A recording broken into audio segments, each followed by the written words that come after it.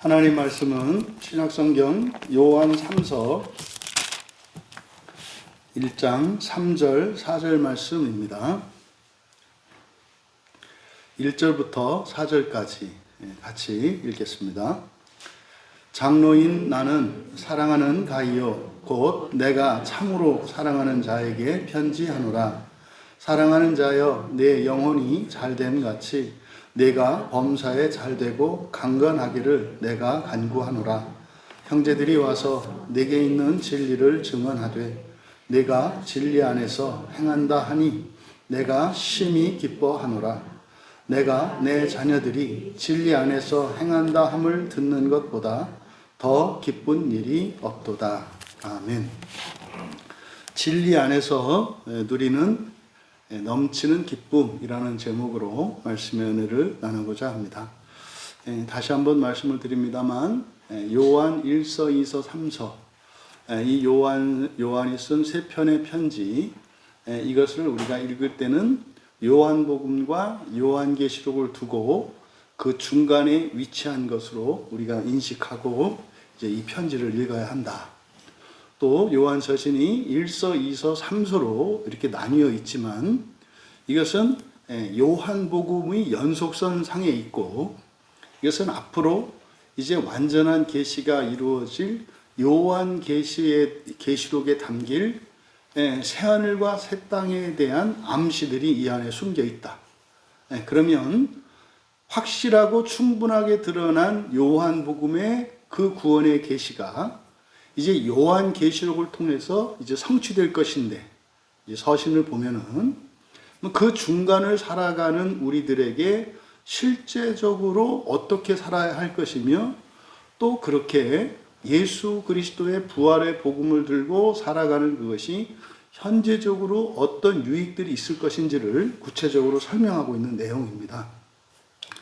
우리가 지난번에 앞에 1절과 2절의 내용을 이제 살펴보았는데 이게 사실상 이 편지에 나타나는 가이오라고 하는 한 개인 그리고 교회의 작은 공동체죠. 사실 그때 당시로 보면 작은 교회 공동체의 지도자인 가이오라고 하는 한 지도자 개인에게 보내는 서신인데 정말 얼마나 요한 사도께서 이 가이오를 사랑하고 아끼고 또 인격적으로는 존경에 맞지 않는 사람인가를 우리가 알 수 있었습니다. 그래서 사실상 이 편지의 서론에 나타나는 그 가이오에 대한 요한 사도의 그 마음을 통해서 또 그의 평가와 또 교회 안에서 위치하고 있는 그의 영향력 이런 것들을 인생들 이런 것을 우리가 어느 정도 이제 가늠할 수 있었다. 그래서 바로 앞에 2절에 사랑하는 자여, 사랑하는 자여, 내 영혼이 잘된 같이 내 범사에 잘되고 강건하기를 내가 간구하노라. 여기서 이제 간구하다라고 번역한 이 단어가 이제 소원의 기도다 이렇게 말씀을 드렸습니다. 그래서 성경에 나와 있는 기도에 대해서 지난주 이제 우리가 한번 정리를 했는데 약속의 기도가 있고 필요의 기도가 있고 소원의 기도 이것을 이제 과거, 현재, 미래의 시점에 적용해서 약속의 기도라고 하는 것은 이미 과거에 약속되어진 것에 대한 요구니까 과거적 기도라면 또 결핍, 현재의 결핍, 지금 없는 것을 구하는 기도 이 간구로 번역되어지는 이 간구의 기도는 현재의 필요에 대한 기도 그리고 이 소원의 기도라고 하는 것은 모자람이기보다는 사실은 현재보다 더 나은 미래를 위한 기도이기 때문에 소원의 기도는 미래의 기도이겠다. 그래서 성경에 나타나는 그 기도를 우리가 정리할 수 있었는데 이것이 이제 그 기도의 원인 그리고 기도의 내용의 그 시점 이것을 우리가 정리할 수 있었습니다. 그럼 여기서 지금 바로 앞에 2절에서 그 소원의 기도 그러니까 이렇게 사랑하는 가이오에게 이런 일이 일어났으면 좋겠는 거예요. 그래서 우리가 정말 누군가를 사랑하게 되면 이런 소원을 가지게 된다. 이 아이가 어떻게 되었으면 좋겠다. 저 사람이 어떻게 되었으면 좋겠다라고 하는 이 소원이라고 하는 것은 넘치는 소원이에요. 지금 없는, 지금은 바랄 수 없는 그런 것들이 되어지기를, 이루어지기를 바라는 이 소원의 기도입니다. 그래서 우리 안에 사랑이 커가고 있으면 그 사랑이 커가고 있는 증거들을 우리가 여러 가지로 이제 우리가 발견할 수 있는데, 그 중에 하나가 뭐냐면 소원의 진전이에요. 소원의 진전. 그래서 누군가를 향한 소원이 생겼다라고 하는 것은 그 사람을 사랑하게 된 것을 말해요. 그래서 우리가 이렇게 안에서 사랑이 자라나고 성숙해지고 커가게 되면 이렇게 누군가를 향한 소원도 커지게 된다는 것을 알게 돼요. 그래서 이 사람이 요만큼 됐으면 뭐 만족스럽겠어요. 그런데 사랑이 커지면 어떻게 돼요? 그것으로 만족이 안 돼요. 더 잘 되기를 바라는 이 마음이 생기는 거죠. 그런데 바로 앞에서 했던 이 소원의 기도, 그 이유가 사실은 이제 오늘 3절과 4절에서 그 이유가 무엇이었는지를 밝히고 있습니다. 사실은 앞에서 우리가 살펴보았던 것처럼 소원의 기도의 가장 근본적인 이유는 바로 사랑이었잖아요. 그런데 굳이 이제 3절에서 이유를 이야기한다고요. 그래서 왜냐하면이라고 해요. 그러니까 3절에 있는 이 내용은 직접적으로 소원의 기도를 하게 된 실제적인 이유예요. 영적이고 근본적인 이유는 넘치는 사랑인데, 그러면 현재의 삶 속에서 어떻게 그 사랑이 생겨났고 그래서 소원의 기도를 하게 됐는가, 그것을 밝히는 것이 이제 3절의 내용입니다. 그러니까 사실상 그렇게 그 소원의 기도를 하게 된 이유, 이제 3절의 내용을 보니까 형제들이 와서 내게 있는 진리를 증언하되 내가 진리 안에서 행한다니 내가 심히 기뻐했기 때문이다. 이제 우리말 성경은 접속사를 생략했기 때문에 이렇게 되어 있습니다만은, 소원의 기도를 하게 된 이유가 뭐라는 거예요? 심히 기뻐했기 때문이라는 거예요. 심히 기뻐했기 때문. 그러니까 사실 여러분 여기서 눈치를 채셔야 돼요.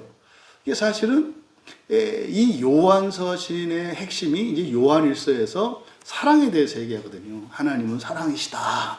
하나님이 우리를 이같이 사랑하셨기 때문에 우리도 서로 사랑하는 게 마땅하다.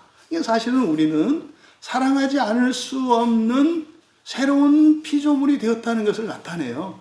근데 사랑할 수 있게 되었다는 것은 하나님의 자녀가 되었다는 것이고, 하나님의 자녀가 됐다는 것은 무슨 구원의 조건을 충족했다는 것이 아니라 본성적으로 인성이 아닌 신성을 가지게 된 자들이 되었다는 뜻이에요.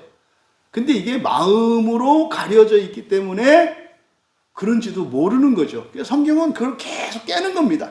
말씀으로 막 두드려서 이 껍질들을 벗겨내는 과정이거든요. 그래서 요한일서에서 강조되었던 이 사랑, 그게 이제 사실 요한이서에 오면은 기쁨으로, 그리고 여기서는 심한 기쁨으로 이렇게 이제 확장돼 가는 건데, 결국은 사랑에 대한 설명이고요, 부활에 대한 설명이고요, 현재적인 그 부활의 소망을 가지고 살아가는 신자들의 삶 속에서 나타나는 증거, 그것을 지금 기쁨으로, 더 큰 기쁨으로, 그것이 사랑으로, 이렇게 사랑과 기쁨의 순환에 대해서 지금 말씀하려고 하는 겁니다.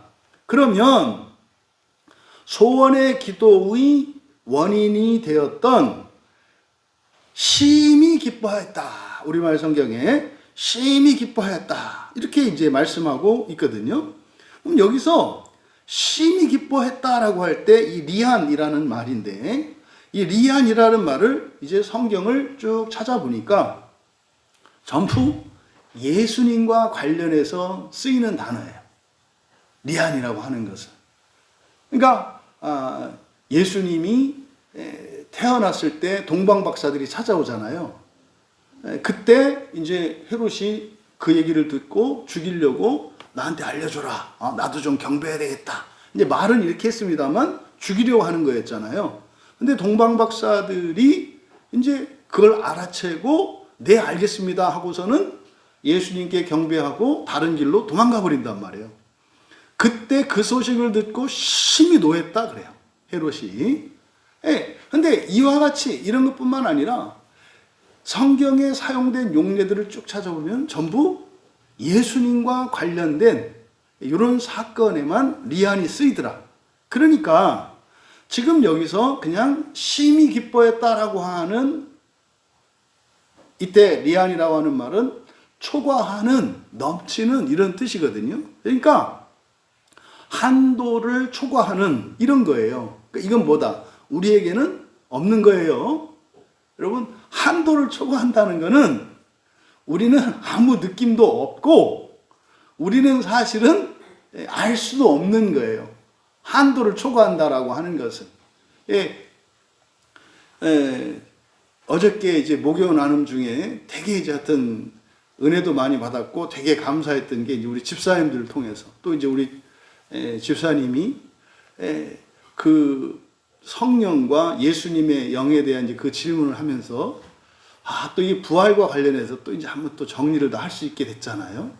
그러니까 부활이라고 하는 것은 사실은 사람이 신이 되는 거잖아요. 그러니까 사람이 신이 되려면 사람이 있고요. 이제 부활하면 이제 신이 되거든요. 그 중간 단계가 뭐예요? 사람 안에 하나님의 영이 씨앗으로 접붙여지는 단계예요. 요게. 근데 이게 구약에서는 여호와의 영이 임하고요. 여호와의 영이 임해요. 구약에서는.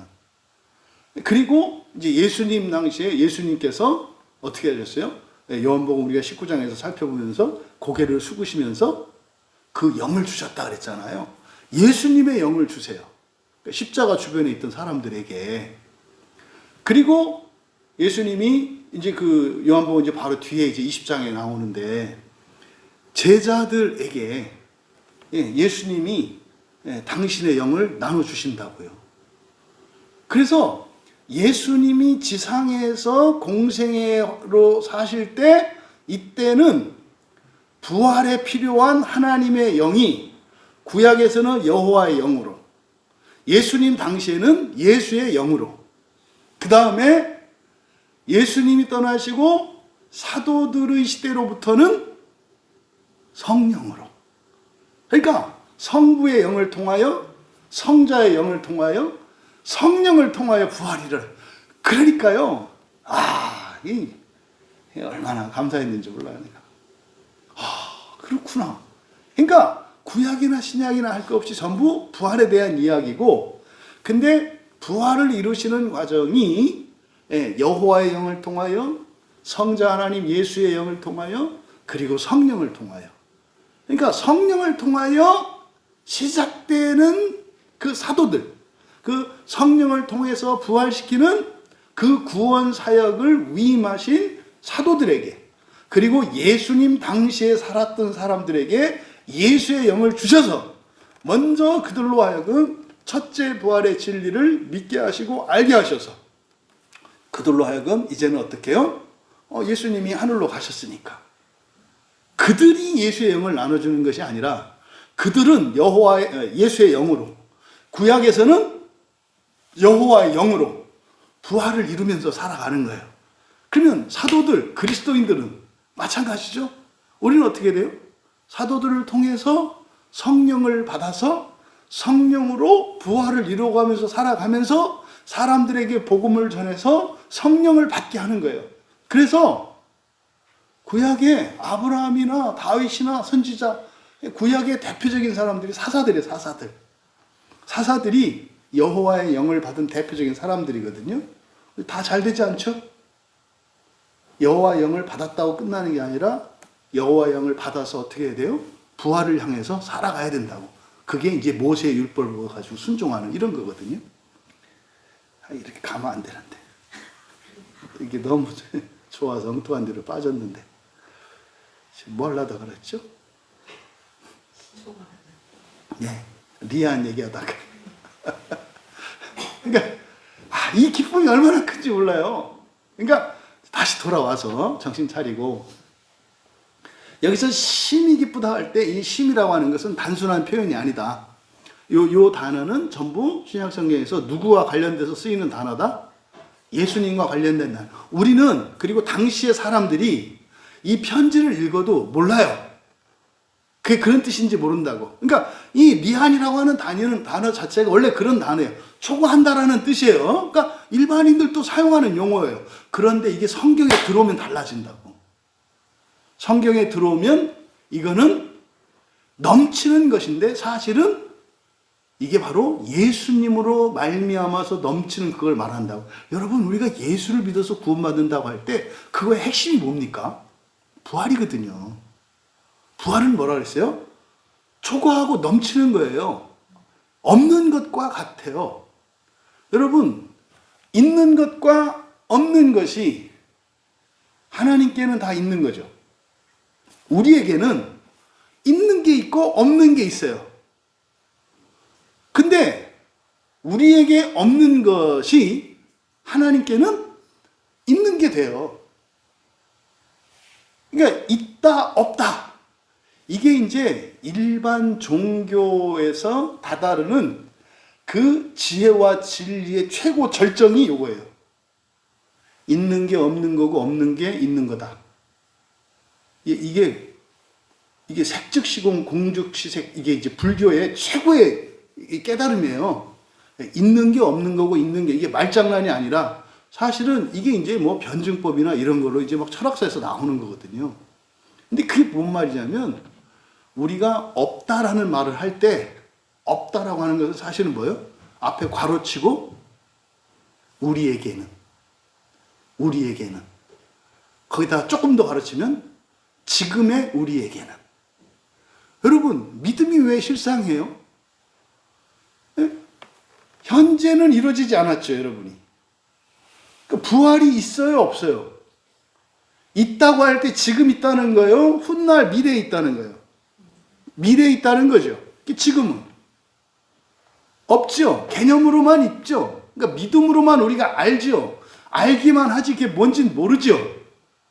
그래서 심한 경우 요즘에 어떤 사람들은 이제 대놓고 죽음 이후에 대해서는 모른다라고 말하는 세상이 됐어요. 되게 양심적으로 보여요. 제가 목사이기는 하지만 사실 죽어본 적은 없기 때문에 죽음 뒤에 대해서는 제가 사실은 저도 모릅니다. 와, 뭐 이렇게 정직한 목사님 이제야 만났어요. 정직한 게 아니에요. 뭐가 없는 거예요? 믿음이 없는 거예요. 그 얘기는 뭡니까? 반쪽짜리, 다시 말해 이성으로 파악 가능한 성경의 진리들만 따른다는 얘기예요. 그러니까 이런 게 지금 공공연하게 얘기되거든요. 그래서요, 우리가 믿고 소망하는 것은 현재 없죠? 없어요. 아니, 제가 지금 병들어서 죽게 생겼는데 저에게 건강이 있습니까? 없잖아요. 내게는 없는 거잖아요. 그래서 건강한 사람을 보면 부러운 거잖아요. 그는 있고 나는 없잖아요. 근데 믿음은 뭐라고 얘기해요? 없어도 있는 것이요, 있어도 없는 것이요. 무슨 말이에요? 조금 있으면 네가 퇴원하고 제가 들어올 거다거든. 뭔 말인지 아시죠? 그러니까 있어도 없는 거예요. 잃어버릴 수 있으니까, 이 세상에 가서. 없어도 있는 거예요. 하나님이 창조하셔서 이적적으로 병을 고쳐주시고 힘을 주시면 건강해지는 거 아니에요. 나 지금 돈이 많아요. 사업이 잘 돼요. 있잖아요. 근데 없는 거예요. 뭐 하면? 그게 하나님의 섭리에 벗어나면 그것이 그 사람에게 선이 아니라 악한 것이 된다면 하나님께서 없으실 거예요. 그런데 나는 지금 아무것도 없어요. 근데 여러분들이 제가 분명하게 말씀드릴 수 있어요. 정말 이 시대에, 이 세상에 첫째 부활의 진리를, 이 복음을 전하기 위해서 여러분들이 살겠노라, 여러분들이 그것을 사명감을 갖는다면 없어도 있습니다. 왜요? 하나님의 사명자에게는 반드시 그 사명을 감당할 힘과 능력과 자원을 주시기 때문에 그래요. 그래서 우리가 일반적으로 이야기하는 엄마 돈 줘. 나 없어. 영혼이 없다는 거 아니잖아요. 그러니까 우리는 일상적으로 이렇게 말을 하는데 거기에 사실 어떤 단서가 있다? 시간과 공간 조건이 앞에 단서를 붙여서 사용하는 말이라고. 근데 우리는 이거를 알지 못하면 그냥 없는 것으로 생각한다 이 말이에요. 그러니까 이제는 하나님 나라가 없다는 것을 공공연히 얘기해. 그 얘기는 뭐예요? 지금이죠. 지금 하나님 나라가 내 눈에는 안 보여. 지금 그 하나님 나라가 나는 경험되지 않아. 이 말이잖아요. 근데 성경은 뭐라 그래요? 성경의 끝이 뭐예요? 하늘에서 새 예루살렘 성이 내려온다고 말하거든요. 그러니까요. 그래서 우리에게 경험되지 않는 하나님 나라를 마태복음에서는 뭐라고 부른다?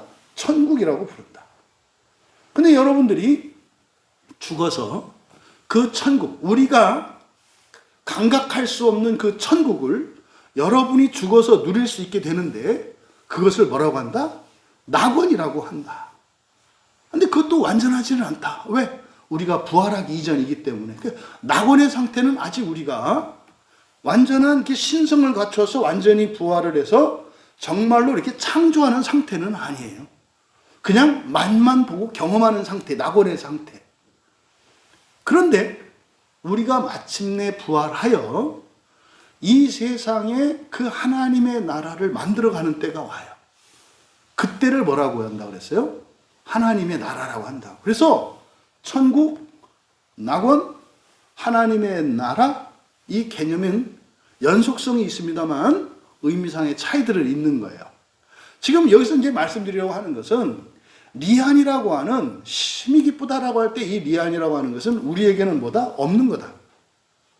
그러니까 우리가 생각하는 아주 더 기쁜 이런 거 할 때 그거는 다 이미 우리의 분량 안에 있는 거에서 많고 적음이지 여기서 말하는 심히는 아니다 이 말이에요. 그래서 심히 기쁘다라고 할 때 이 리안이라고 하는 말의 성경적인 의미는 무엇을 의미한다? 예수 그리스도로 말미암는 초월적인 기쁨을 말한다. 이게 이제 진리와 연결되는 거예요. 진리의 핵심은 부활이거든요. 결국 예수 그리스도로 말미암는 초월적인 기쁨이라고 하는 것은 사실은 부활의 진리와 관계되어 있어요. 여러분이 천사를 부리면서 천지를 창조하는 이거를 상상을 해볼 수 있잖아요. 상상을 해볼 수 있잖아요. 여러분이. 예?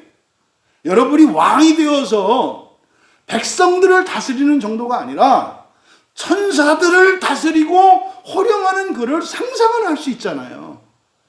여러분, 소설, 픽션이라는 게 있는 겁니까? 없는 겁니까? 있는 거요. 있으니까 상상하는 거예요. 그러니까 여러분, 없다고 하면 모순이 돼요. 그럼 그건 상상이 아니지. 예측이지. 그렇지 않아요? 그러니까 거기에는 허위가 있고 가짜 다 있는 거다 이 말이에요. 성경을 보면 철학 공부도 하고 이렇게 다 되는 거예요. 그래서 여기서 신이라고 하는 것은 사실은 뭐다? 단순히 우리가 생각하는 더 큰 게 이런 거 아니다. 우리에게는 없는 것, 감각되지 않는 것, 이런 거는 믿음으로 그냥 받아들여야 되는 거예요. 믿음으로. 근데 믿음으로 받아들인 그것이 우리의 지성의 변화를 통해서 이해할 수 있게 된다 그랬죠. 그러면요, 부활을 믿어. 사람이 신이 되는 거래. 근데 성경 보니까 신들이 막 나와. 막 지구도 돌리는 게 천사들이 하는 거래. 꽃이 피고, 봄, 여름, 가을, 겨울, 뭐 이렇게, 그 태양계에서 해를 중심으로 해서 이 행성들이 막 돌아다니고 하는 이런 것도 심지어는 이 갈 길을 몰라 헤매는 유성들조차도 천사가 막 밀고 가는 거래. 이해할 수 있잖아요. 그냥 가정에서. 그 하늘에 막 별똥이 막 떨어지고 그것도 천사가 이렇게 몰고 내려오는 거라고 그렇대요. 그럼 그거를 사실이라고 전제하고 나면 그러면 내가 창조한다는 게 이해가 된다고 이렇게 감각이 된다고 이런 식으로 진전이 일어나는 거예요. 그래서 지금 3절에서 밝힌 내가 심히 기뻐하기 때문에. 심히 기뻐하기 때문에. 그러니까 앞에 2절에서 밝혔던 이 소원의 기도라고 하는 것은 이거는 단순한 소원이 아니구나. 무지막지한 소원이 되겠구나. 그렇죠? 왜? 이 세상을 우리의 한계를 뛰어넘는 초월적인 기쁨에서 만들어지는 소원이니까. 이거는 사실은 이 소원은 그리스도인들, 특별히 부활의 신앙을 가진 그리스도인들만 가질 수 있는 소원인 거예요. 이게 여러분들이 다른 사람에게 축복하고 다른 사람을 위한 기도 제목 가운데 이 소원의 기도가 있잖아요. 특히 여러분들이 자녀들에 대해서, 우리 어린 자녀들 세대를 위해서 기도하잖아요. 이 아이가 이렇게 됐으면 좋겠어요. 저는 진짜로 우리 교회에 있는 모든 분들이 세계적인 인물들이 되었으면 좋겠거든요. 현실적으로 가능합니까? 가능해요. 사실은. 이게 정말 그런 소원이 있다 이 말이에요. 우리 아이들, 우리 교회에 있는 아이들이 세계사에 남는 위인들이 되면 안 되나요? 여러분들이 인생 말년에 대기만성형 인간이 되면 안 되나요? 시작은 약했지만 끝은 장대했다 해서 그래서 이상하게 공통점이 그런 사람들을 보면 광야교회 출신이더라. 이렇게 해서 일반 법칙이 되면 안 되나? 어쩐지 뭐 이상하다 했어. 그지? 광야교회 출신이지? 그런 줄 알아. 저는 이렇게 됐으면 좋겠어요, 진짜로. 바라기는 크리스찬이지? 이렇게 됐으면 좋겠어요. 어떤 사람이 어떤 집안에서 어떤 나라에서 180도 돌변을 했는데 그냥 어느 정도만 변하는 게 아니라 완전히 다른 사람이 됐어. 그때 그냥 종교와 인종과 민족과 상관없이 그 사람 크리스찬이지? 이렇게 될 수 있기를 소원한다고요. 그러니까 이런 소원이 어디에서 나왔다는 거예요? 심한 기쁨 때문에 나왔다는 거예요. 그런데 3절의 내용을 보면 그 심한 기쁨의 내용이 무엇인지를 밝히고 있어요.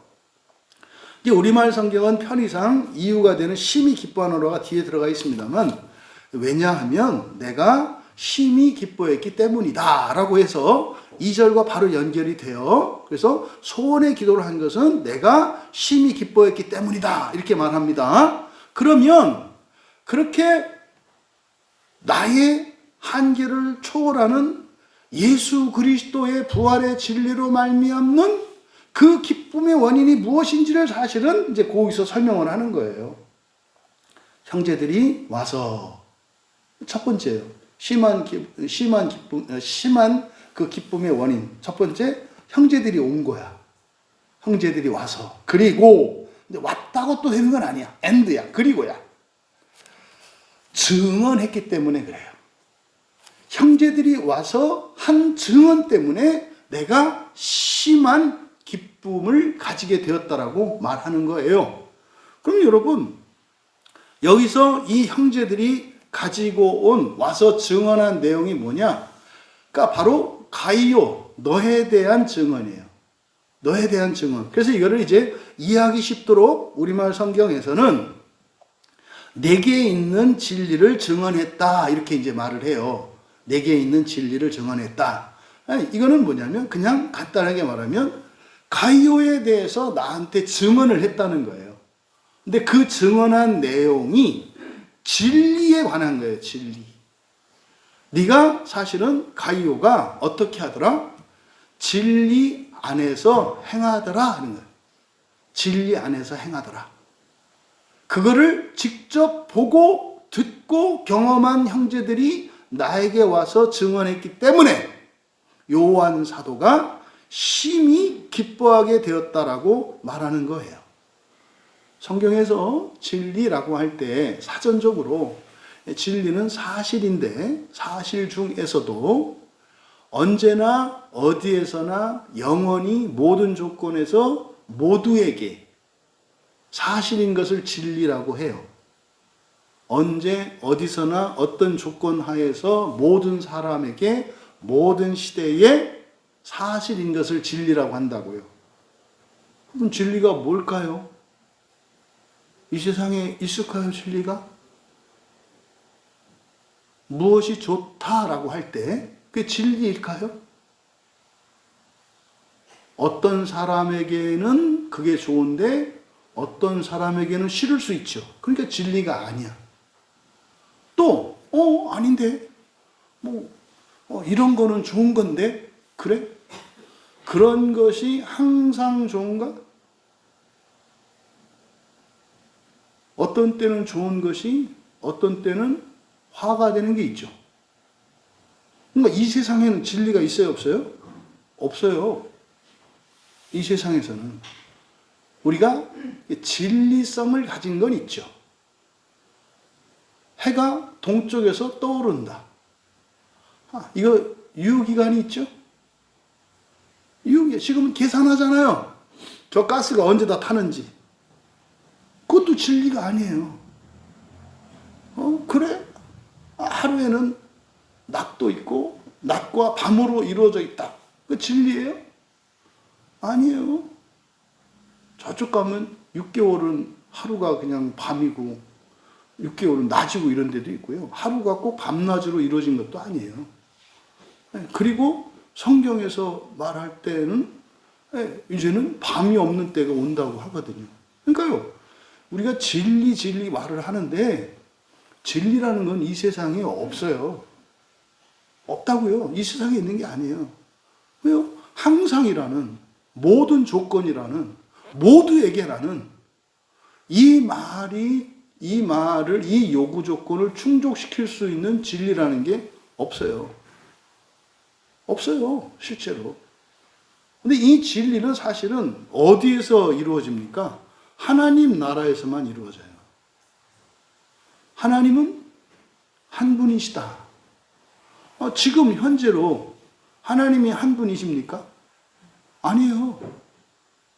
지금 현재로는 성부, 성자, 성령 삼위로 나누어 계시다고요. 우리에게는. 빛이 한 빛이다. 그렇습니까? 아니라니까요.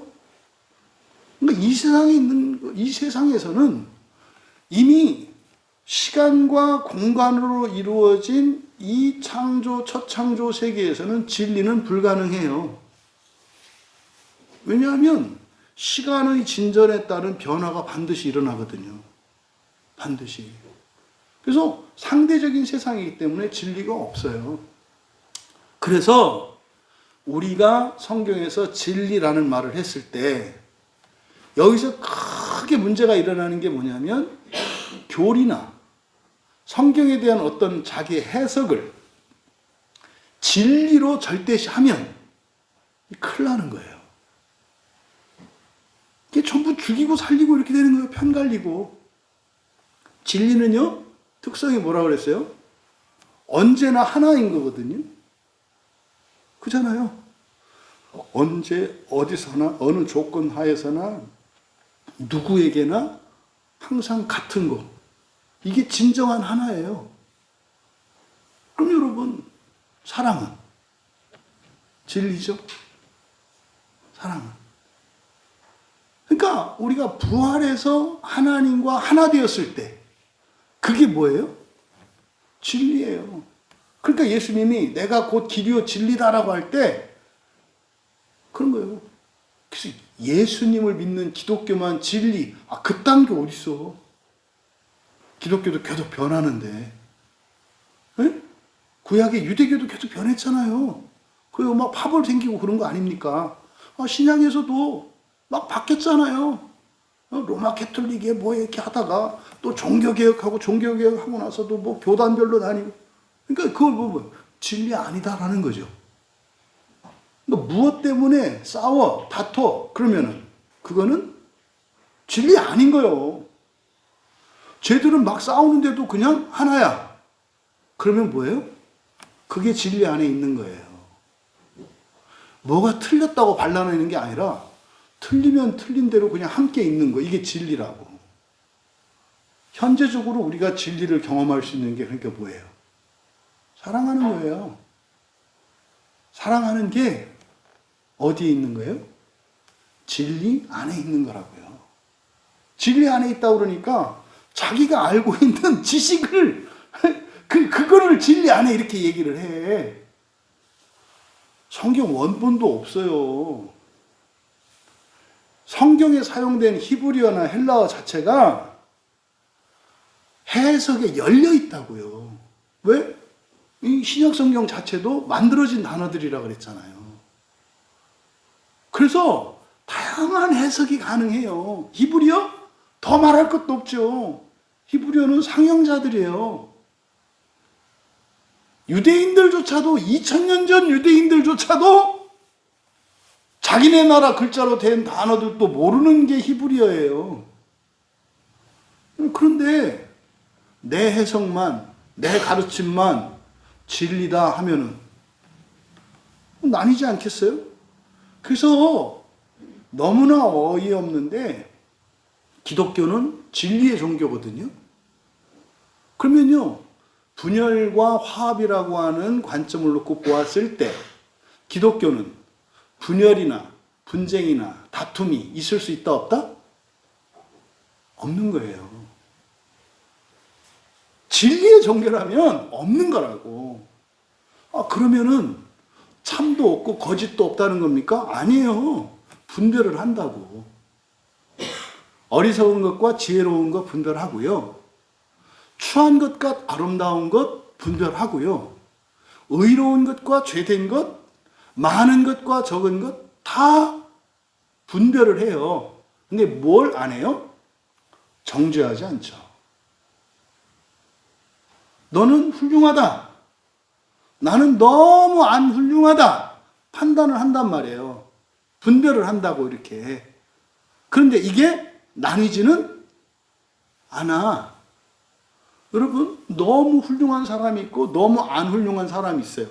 현실적으로 누가 좋아요? 사람들은 너무 훌륭한 사람이라고 말할 거예요. 왜? 분리된 의식을 갖고 있으니까.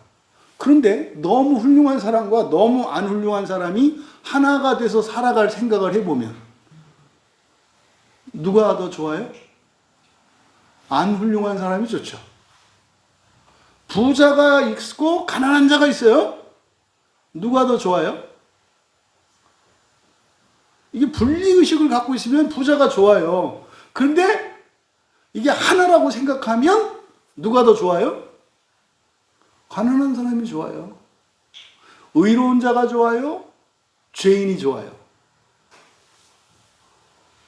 의로우신 예수님이 좋아요. 죄 있는 우리가 좋아요.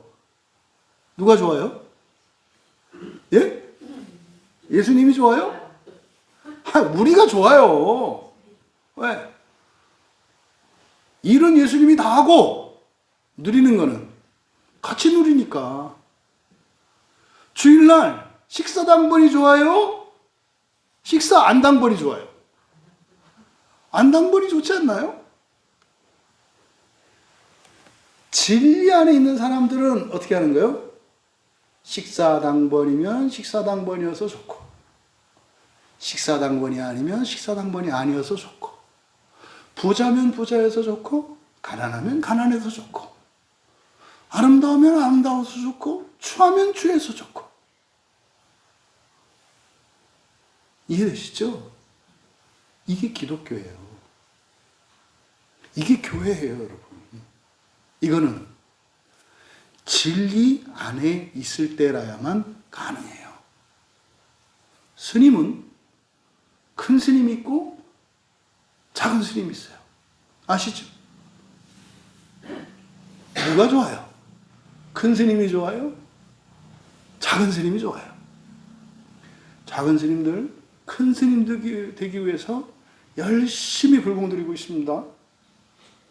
큰 스님이 돼야 주지가 돼요.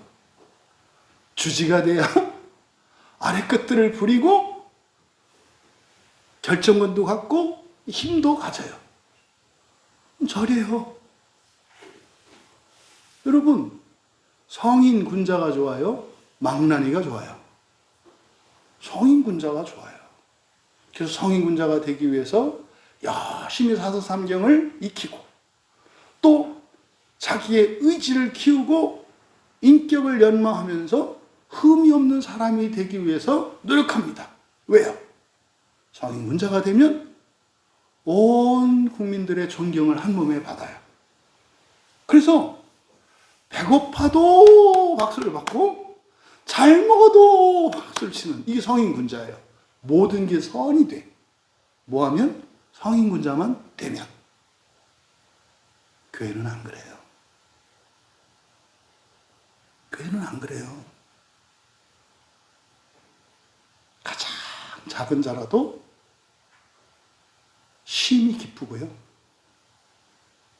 사람들 중에 내가 가장 뛰어나고 위대한 자가 돼도 심히 기뻐요. 이때 심히 기쁘다는 것은 이 세상에 있는 기쁨이 아니라 그랬죠.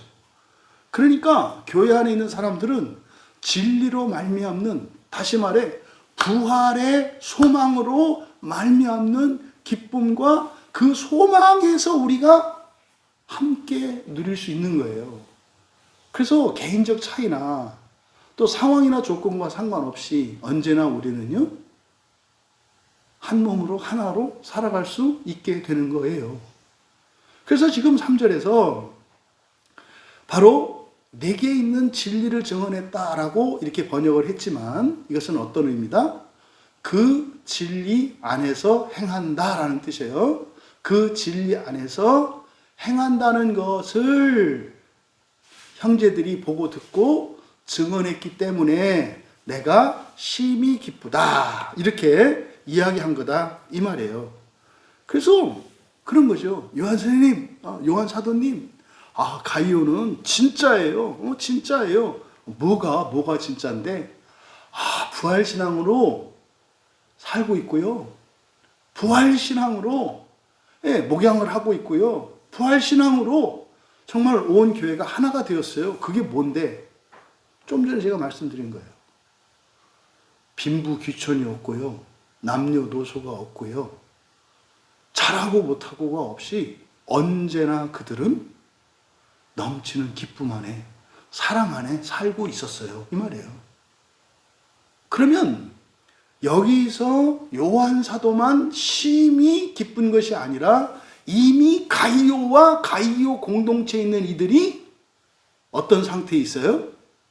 심히 기쁜 상태에 있어요. 그러니까 이거는 요한 사도만 이렇게 한 게 아니라 바로 하나가 된 걸 말해요. 우리가 하나구나. 우리가 하나구나.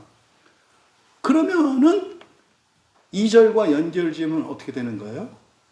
당연히 우리는 서로의 최상, 지고선이죠. 서로의 지고선을 소원하는 관계구나. 우리는, 그러니까 첫째 부활의 신앙을 가지고 살아가는 그리스도인은 서로의 최고선을 소원하는 사람들이구나.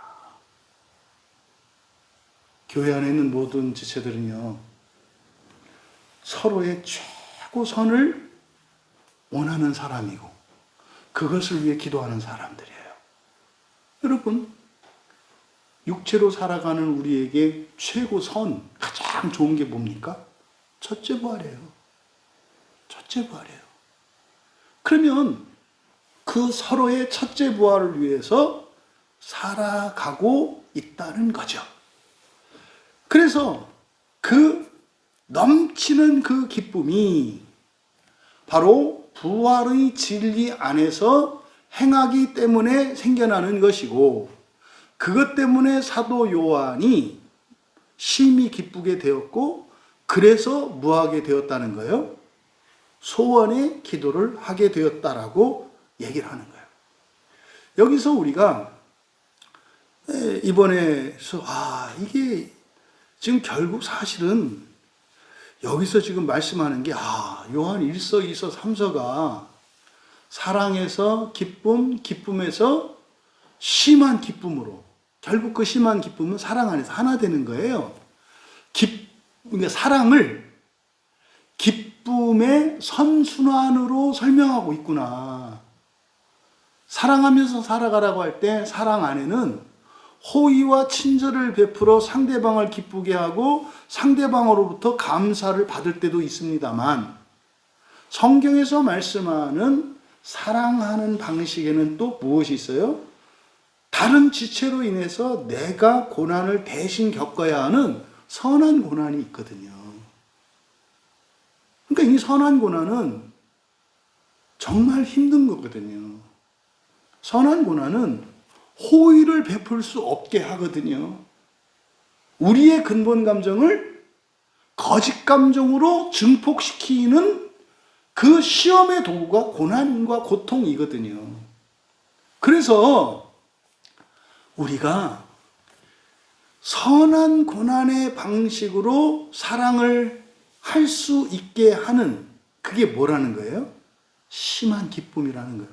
그래서요, 부활신앙이 아니면 사랑할 수 없고요, 하더라도 계속 할 수 없어요. 조건적이에요.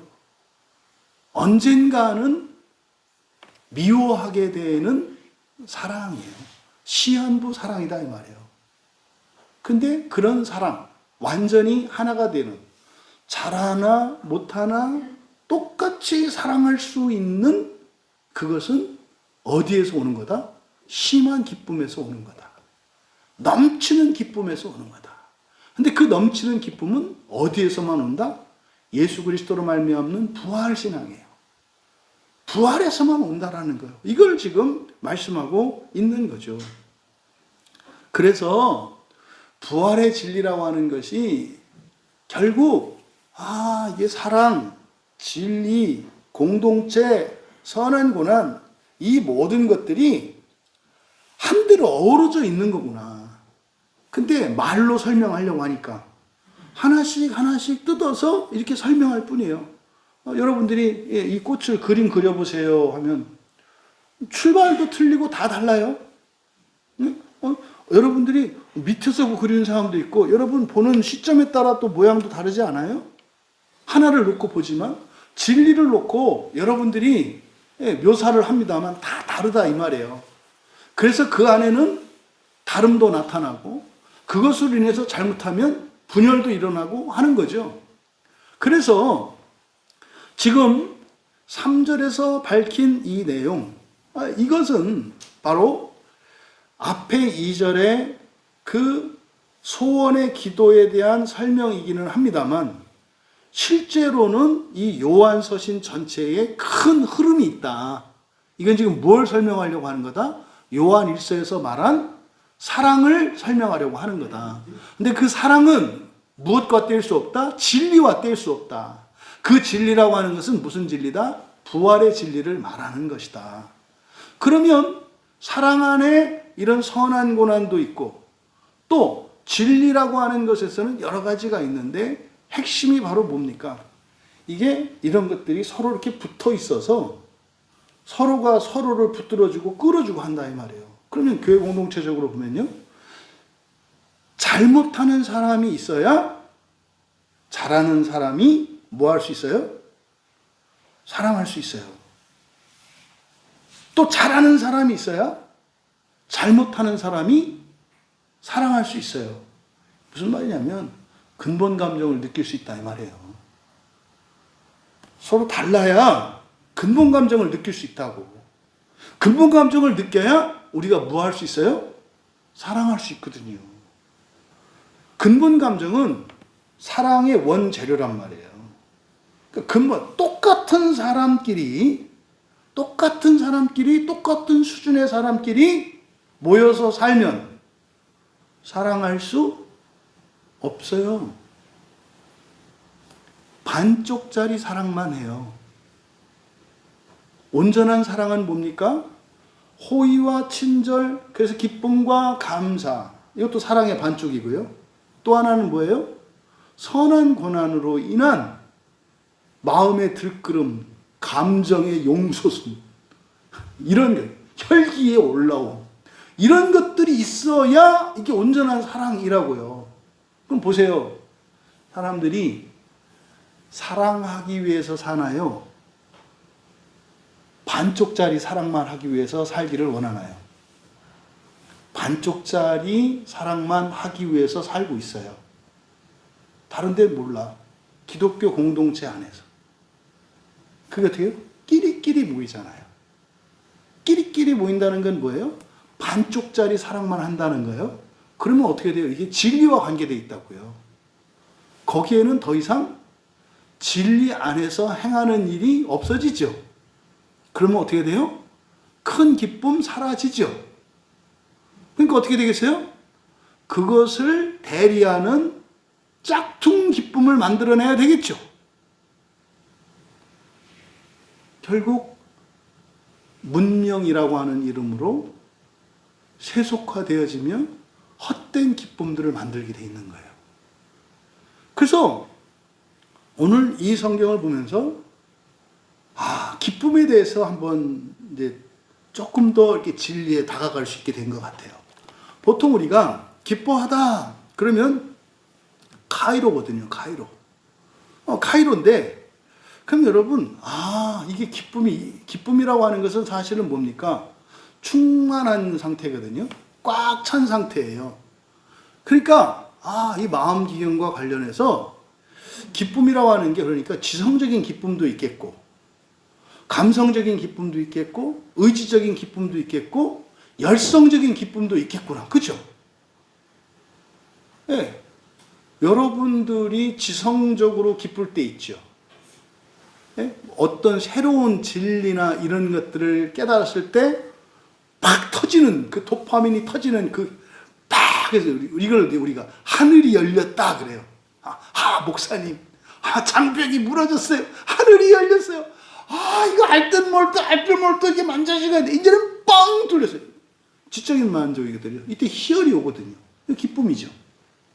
그러니까 우리의 지성이 변화되어질 때 오는 기쁨이 있어요. 또 우리의 감성에서 오는 기쁨은 사실은 뭐예요? 미워 죽겠는데 이 인간이 갑자기 사랑스러워지네. 뭔지 아시죠? 막 수치스러웠는데 그게 없어졌어. 그리고 오히려 그게 더 사랑하는 데 시너지를 일으켜. 뭐지? 이런 감성적인 기쁨이 있어요. 또 내가 뜻을 세우고 계획을 세웠는데 딱 맞아. 이게 어떻게 해요? 우리의 뜻이 실현되었을 때 주는 만족감이 있죠. 예를 들어서 어떤 사람이 건축가나 이런 사람이 설계도를 그리잖아요. 설계도를 그릴 때는 딱 자기가 이제 계획하는 거 아니에요. 이런 모양으로 이렇게 해서 이런 집을 지어야 되겠다. 그래서 설계도대로 공사를 딱 했는데 딱 맞아. 이때 어떤 기쁨이 와요? 의지적인 기쁨이 와요. 뜻대로 됐을 때. 우리 집사람이 여기서 많이 느낄 것 같아. 딱 잘은 모르지만 똑같지 않을 거야 아마. 그는 은혜가 있고 없고 또 다른 문제야. 딱 했는데 딱 되는 거. 남성들 같은 경우는 넥타이 맬 때 오는 그거 있어요. 여성 집사님들 화장 뜨지 않고 딱 스몄을 때 화장품이 아니라 화장품이 그냥 내 살이 돼서 촉촉촉 스며들어가지고 그냥 그 쌩얼 같은데 화장을 했는데 쌩얼 같은 이게 그 자연미가 드러나는 이게 최고의 화장 상태가 아닐까? 이거 들어요. 특히 지금 다 여러분 머리가 앞에 휘어졌는데 머리 감고 나서 이렇게 컬을 할 때 미세한 차이인데 불만족스럽거든. 그죠? 이렇게 했는데 뭐가 조금 마음에 안 들고 또 가라앉아서 또 언제는 마음에 안 들고 언제 또 너무 떠서 마음에 안 들고 그러니까 우리가 얼마나 대단한 존재인지 그걸 다 알아. 근데 언제는 빗질을 딱 하고 펌을 딱 했는데 딱 이게 뭐예요? 이게 의지적인 기쁨. 뜻이 일치했을 때 이게 하나님이 기뻐하시는 이라고 할 때 이 도케오가 의지적인 뜻이거든요. 그 다음에 여러분 애들이 보세요. 게임을 할 때 어떻게 해요? 열심히 하잖아요. 공부할 때는 아주 주관하잖아요. 이게 뭐예요? 이게 열성의 기쁨이에요. 그러니까 우리가 흔히 성경에서 부지런하다 되어 있는데 부지런하다, 게으르지 않고 부지런하다. 부지런하다는 거 핵심적인 게 뭐냐면 미루지 않는 거예요. 즉각 하는 거예요. 게임할 때 부지런할까요? 일반적으로 우리 학생들 미안한데 없으니까. 아이 상감도 뒷담한다는데 뭐. 그러니까 게임을 할 때 부지런할까요? 공부할 때 부지런할까요? 게임할 때. 그러니까 뭐요? 열심을 내고 이렇게 부지런하는 거는 사실은 무엇의 기쁨이에요? 열성의 기쁨이에요. 열성의 기쁨이 있으면 부지런함으로 와요. 근데요, 열성의 기쁨이 없으면 늦춘다고, 하기 싫으니까. 그래서 이 기쁨이라고 하는 게 전인격적으로 성경에 사용되고 있더라. 이거는 저의 그냥 교리예요. 제가 보니까 전체를 아우르는 말이 카이로예요. 제일 일반적으로 종합적으로 사용되는 말이 카이로라는 말이에요. 기뻐하다라고 하는. 그래서 카이로, 일반적으로 기뻐하다라고 우리가 이해하고 있는 이 기쁨은 전인적인 기쁨이에요. 전인적인 기쁨. 그리고 총체적인 기쁨을 나타내는 게 기뻐하다가 카이로예요. 그런데 그 카이로를 쪼개고 들어가면 지성적인 기쁨, 유프로시네 그래요. 프렌이 마음이잖아요. 유는 좋은 이런 뜻이고. 그러니까 우리의 지성, 프렌이 우리 지성, 마음의 껍질을 말한다고 그랬잖아요. 그래서 유프로시네라고 하는 이 헬라어가 있는데 이게 지성적 기쁨을 나타내요. 그 다음에 아갈리아시스, 이름이 조금 그러네. 아갈리아시스라고 하는 헬라어 단어가 있는데 이거는 감성적인 기쁨이에요. 이게 막 마음이 뜨거워지는 거. 종종 그런 얘기 많이 하잖아요. 막 찬양하고 이렇게 막 붕붕 뜨고 막 뜨거워지고 막 불 받았다고 떼굴떼굴 굴르고 그 다 뭐가 조작하는 거예요? 감성이 조정하는 거예요. 이 감성이. 그거를 아갈라시아스 그래요. 이게 이제 우리말 성경에는 심히 기쁘다라고 번역되어 있어. 이게 이제 감성적인 기쁨이고 또 의지적인 기쁨은 유도키아라고 하는 기쁨이 있어요. 그 다음에 열성의 기쁨은 스푸데라는 말이 있어요. 이거는 참고적으로, 이거는 이제 강의 안으로 따로 드릴게요. 성경 구절이나 이런 것들은.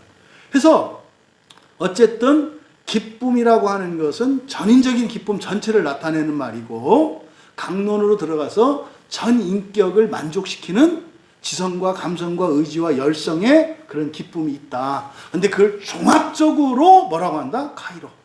기뻐한다라고 한다. 그러니까 심히 기뻐한다라고 했을 때 이거는 단순한 기쁨이 아니라 어느 한쪽만의 기쁨이거나 이게 아니라 전부가 완전히 거기다가 한계까지 뛰어넘은 것을 심히 기뻐한다라고 한다. 이게 여러분들이 부활에 누리는 기쁨이에요. 그 부활에 누리는 기쁨. 그것이 교회 안에는 있어요. 그리고 있어야 돼요. 그걸 누려야 해요. 그것이 온전한 사랑과 또 부활의 소망을 가지고 온갖 박해와 환난도 견디게 하는 거예요. 그럼 이어서 4절에 보시면 바로 이제 앞서서 이미 대략적으로 설명을 했기 때문에 내가 내 자녀들이 진리 안에서 행한 다음을 듣는 것보다 더 기쁜 일이 없도다. 이거는 그냥 단순한 얘기가 아니에요. 사실은 이게 엄청난 영적 진리를 이제 밝히는 건데 서론에서 제가 이제 말씀을 드렸기 때문에 이거는 요한서신 전체를 관통하는 바로 사랑의 그 영적인 순환 원리를 가르쳐 주는 거예요. 지금 4절에 내 자녀들이, 누구의 자녀들이? 내 자녀래요. 여기서 자녀, 성경에서 자녀 이야기할 때 휘오스라고 하는 자녀 아들이 있고 테크논이라는 자녀가 있고 테크니온이라고 하는 아들이 있다는 거, 자녀가 있다는 거 우리가 알아요. 그죠? 휘오스라고 하는 것은 이거는 입양을 했든 뭐 했든 현재적으로 법적인 부모 자식 관계를 나타내는 말이고 테크논이라는 말은 내 살붙이라는 뜻이고 테크니온이라고 하는 어린 자녀들이라고 하는 이것은 전적으로 의존적인 혼자서는 설 수 없는 상태를 나타내는 말이에요. 그러니까 이 세 개, 휘오스와 테크논과 테크니온 이 개념은 성경을 읽을 때 굉장히 중요한 개념이에요. 그래서 우리더러 하나님이 휘오스라고 할 때 이거는 하나님이 신이고 우린 사람 이 관계가 아니라 야 너하고 나하고는 부모 자식 관계잖아. 이 관계적인 측면을 강조하는 거고 테크논이라고 할 때는 본성이 같다. 너나 나나 신성이 있다는 점에서는 같다는 이런 측면을 강조하는 거고, 테크니온이라고 하는 것은 사실은 주종관계예요. 독립성이 없는, 너는 의존적 관계고 나는 너에게 은혜를 베풀어야 하는 절대적인 관계야. 의존 관계를 나타내는 말이에요. 근데 여기서는 테크논을 썼어요. 테크논을 뭐라 그랬습니까? 하나라는 뜻이에요. 하나. 그러니까 이거는 내가 니들을 키웠어.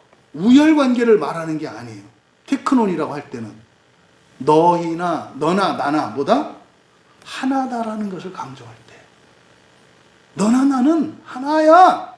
이게 지금 내 자녀라고 하는 거예요. 그래서 내 자녀들이 할 때 가이오와 함께 있는 그 교회 공동체가 떨어져 있는데 나도 너희고 내가 너희 안에 너희가 내 안에, 이런 뜻이에요. 예수님이 말씀하시잖아요. 내가 너희 안에 너희가 내 안에. 그것을 한 단어로 나타내는 게 뭐다? 내 자녀라는 말이에요. 내 자녀. 그러니까요, 똑같아. 요한 사도의 마음과 지금 형제들이 와서 가이오와 가이오 그 교회 공동체 그 지체들이 살아가는 걸 얘기하니까 딱 내 마음이야. 전인적으로 딱 이거야. 요 얘기를 지금 4절에서 밝히고 있는 거예요. 여러분, 이거의 핵심이, 이걸 뭐라 그랬어요? 함을 듣는 것보다 더 기쁜 일이 없다. 더 기쁜 일이 없다. 이건 최상급 표현이에요. 왜냐하면 비교급에다가 부정어를 쓰면 뭐뭐보다 더한 것은 없다. 이건 무슨 뜻이에요? 최상급이라는 뜻이에요. 최상급. 최고로 기쁜 거라는 거예요.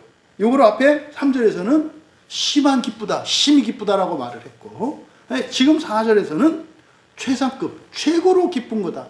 여러분, 최고로 기쁘려면 진리 안에 있어야 되고, 진리 안에 있다는 거 하나 된 거라고 그랬잖아요. 하나 되면 그냥 딱 그 마음이 내 마음이야. 그 감정이 내 감정, 사랑 안에서 일치된 거.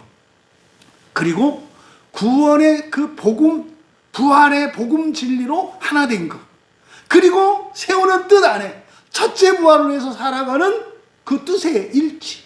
그리고 열심히 해야 될 것과 게을러야 할 것에 대한 일치, 열성에 대한 일치. 이것을 여기서는 바로 최상급을 나타내고 있는 거예요. 여러분, 그럼 여기서 이 영적인 순환고리의 시작이 무엇이겠습니까? 진리, 사랑, 기쁨, 이렇게 있거든요.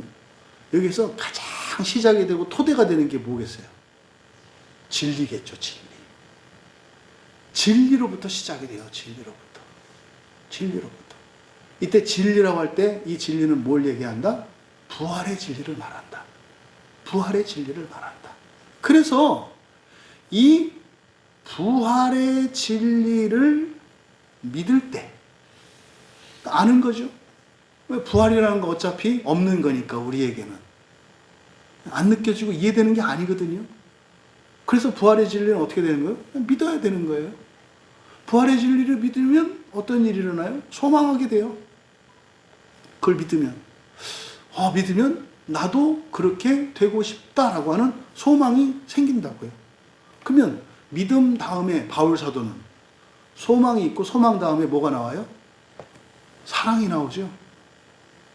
똑같은 원리예요. 그래서 우리가 기독교 신앙의 핵심은 무엇입니까? 부활의 진리예요. 부활의 진리를 믿어야 예수님이 십자가에서 죽으신 것도 믿고 그게 기쁘고 감사하고 하나님의 말씀도 믿고 그것에 따라서 인격적으로 반응하고 내가 내 법을 바꾸고 살아가게 되지. 부활의 진리를 믿지 않으면 이런 사랑과 기쁨의 영적인 선순환은 일어나지 않아요. 여러분들은 이 부활의 진리를 믿음으로 받아들이시고 소망하시는 여러분 되시기를 바랍니다. 그러면은요, 그 부활의 진리가 우리로 하여금 뭐하게 해요? 형제를 내 몸처럼 사랑하게 만들어요. 그러면 예수님의 세계명이 이해가 된다고요. 아, 왜? 부활은 하나가 되는 건데, 하나가 된다는 얘기는 나만 열심히, 나만 잘해서 되는 게 아니야. 내가 잘하고 내가 열심히 하는 것보다 더 우선하는 가치가 뭐예요? 함께예요. 함께. 그래서 부활의 진리를 받아들이고 소망하게 되면 어떤 일이 일어나요? 누구를 붙잡아. 믿지 않는 자를, 떨어지려고 하는 자를 붙잡는 일이 일어난다고. 그래서 그 사랑의 계명을 나의 계명으로 받아들이고 그것을 따라 살겠노라고 하는 결단과 실천이 일어나게 돼요. 그러면요, 하나님도 우리를 붙잡게 되죠. 거기서 하나님의 능력이 역사하게 되는 거예요. 그러면 뭐가 돼요? 기쁨이 되고 넘치는 기쁨이 된다고. 그러면 그 넘치는 기쁨은 부활의 진리에 대한 더 큰 확신으로 변하겠죠. 이게 진리와 사랑과 기쁨의 영적인 선순환이에요. 그런 의미에서 우리가 부활신앙을 가지고 있는 것은 사실은 우리에게 바로 그 사랑과 그리고 더 큰 기쁨으로 나아갈 수 있는 이것이 우리에게는 당연한 것이 되어 있다는 거예요. 뭘 가지면? 부활신앙을 가지면. 이 넘치는 기쁨은 이 세상의 무엇에서 오는 게 아니라고요. 여러분의 삶이 변하고 환경이 변해서 되는 그런 게 아니라고요. 핵심이 뭐다? 부활신앙이다. 그러면 마귀 입장에서 무엇만 흐리면 되는 거예요? 부활신앙만.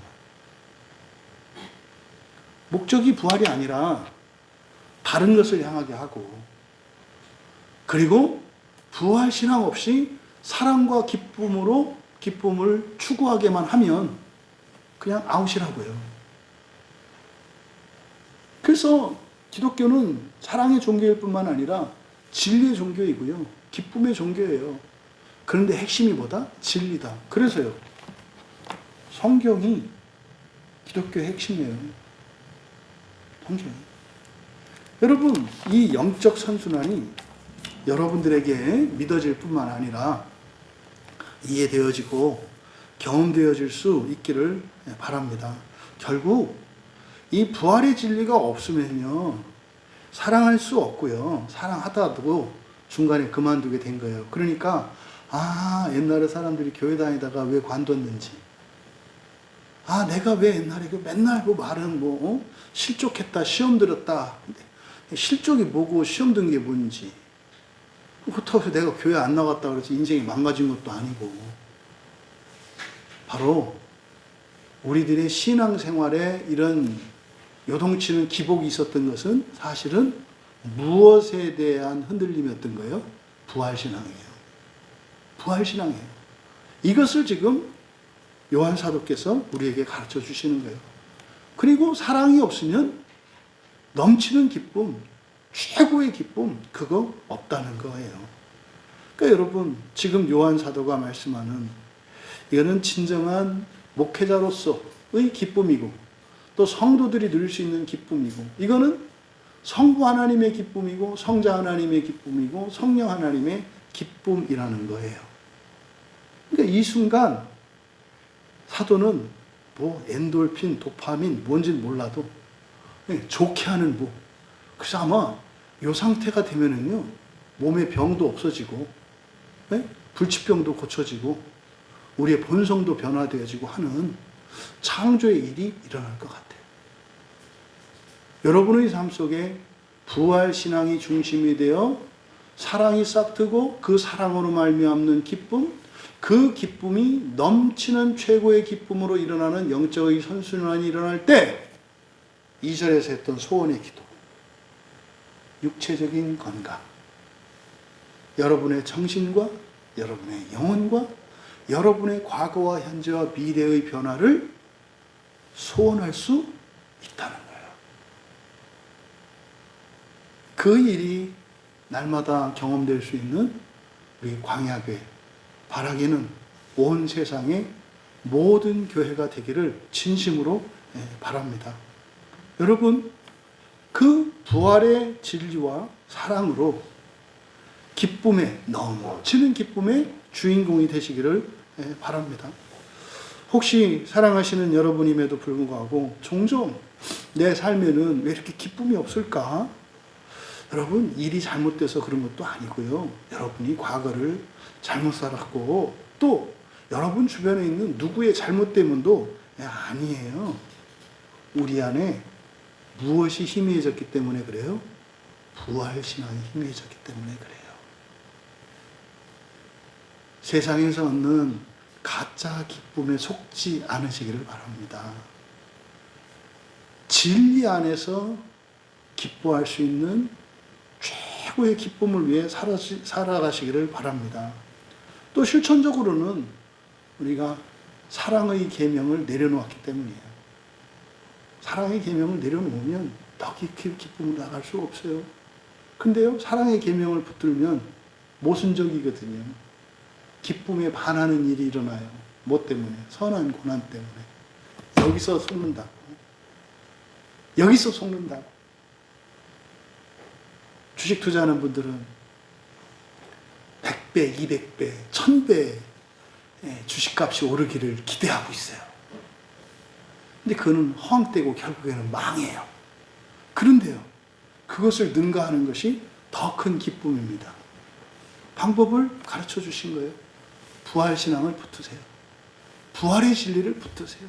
그리고 사랑의 계명을 여러분의 절대적인 계명으로, 절대적인 여러분들의 원칙으로 삼으세요. 현실은 기쁨에 반하는 것 같은 모순적 상황들이 올 겁니다. 그때 기억하셔야 돼요. 여기에 약속이 있어요. 거기가 억울하고 수치스럽고 외롭고 두렵고 싫은 자리 같은데 거기에 약속이 있다고. 어떤 약속? 창조의 약속. 그 창조의 약속은 뭐예요? 우리의 한계를, 분량을 넘어서는, 없는 것 같은, 상상도 할 수 없는 그 기쁨이 거기에 약속되어 있다는 것을 여러분 기억하시기 바랍니다. 부활의 진리가 내 삶을 이끌 때, 또 그 진리로 형제를 사랑할 때 하나님은 반드시 기쁨과 넘치는 기쁨으로 함께하여 주시고 은혜 베푸신다는 것을 기억하시기 바랍니다. 여러분, 부활의 진리를 붙드십시오. 우리는 붙들 수 있잖아요. 죽음을 이기시고 병사의 창을 통해서 죽음을 죽이셨다 그랬잖아요. 죽음을 없애버렸잖아요. 여러분, 죽을 것 같은데 안 죽어요. 왜? 죽음이 없다고. 부활의 진리를 붙드시는 여러분 되시기 바랍니다.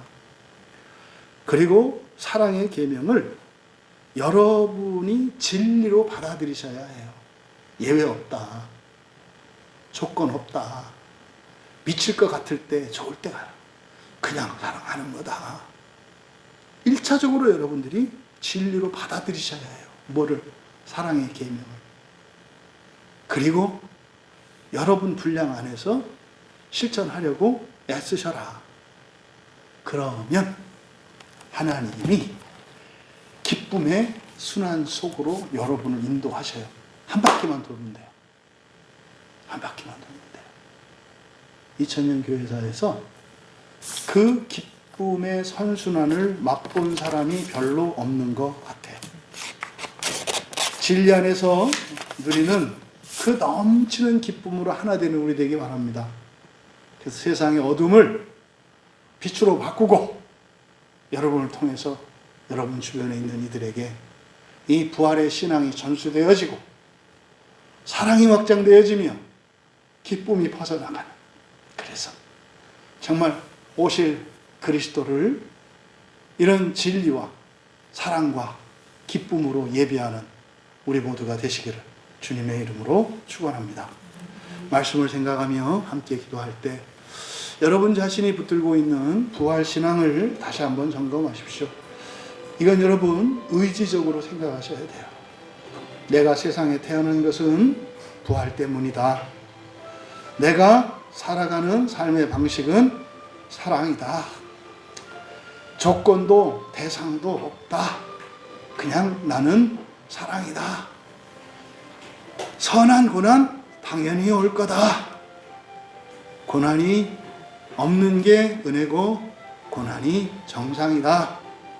그럴 때 하나님께서 넘치는 기쁨으로 함께 하셔서 부활신앙을 더욱 확신케 하시고 또 우리의 사랑을 날마다 자라게 해줄 줄 믿습니다. 하나님,